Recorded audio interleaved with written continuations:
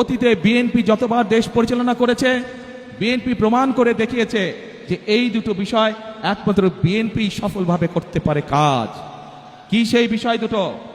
সেই বিষয় দুটো হচ্ছে, এক, মানুষের নিরাপত্তা, যাতে করে মানুষ নিরাপদে চলাফেরা করতে পারে। রুকো যারা, সবার করো। বিএনপি সরকারের 100 দিনে খুন হয়েছেন 605 জন, নির্যাতনের শিকার 3,500 নারী শিশু, বেড়েছে চুরি, ডাকাতি, ছিনতাই সহ নানা অপরাধ। গবেষণা প্রতিবেদনে এই তথ্য জানিয়েছে টিআইবি।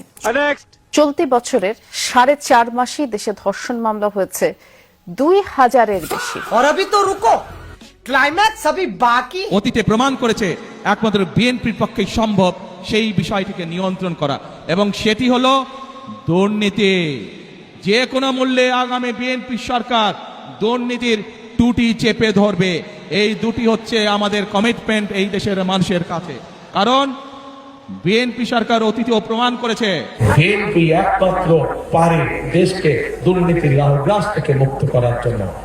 রুকো যারা, সবার করো। বগুড়ায় প্রধানমন্ত্রী তারেক রহমানের খাল খনন প্রকল্পে কোটি টাকার অনিয়মের অভিযোগ উঠেছে প্রকল্প বাস্তবায়নকারী স্থানীয় প্রশাসনের বিরুদ্ধে।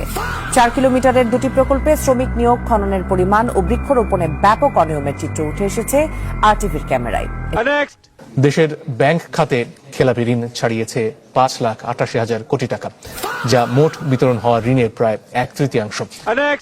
বিএনপি নেতার দখলে ঢাকার নবাবগঞ্জের জমিদার বাড়ি ব্রজনিকেতন এলাকার মানুষের অভিযোগ, জাল কাগজপত্র দেখিয়ে বাড়িটি দখল করেছে বিএনপির কেন্দ্রীয় নেতা খন্দকার আবু আশফাকের পরিবার, নাম দিয়েছে জজবাড়ি।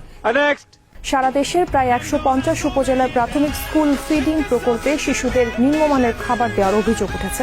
11 উপজেলায় অনুসন্ধানে দেখা গেছে সপ্তাহে কলা ও ডিম বানরুটি থেকে লোপাট হচ্ছে 17 কোটি টাকা।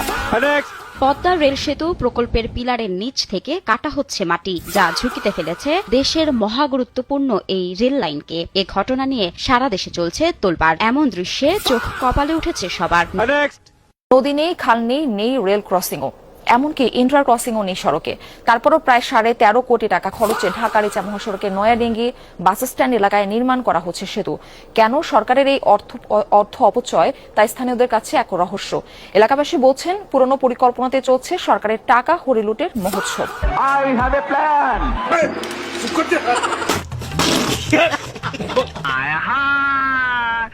উস্তাদ কাম হয়ে গেছে, গু আমার সারা কিসের দেশের।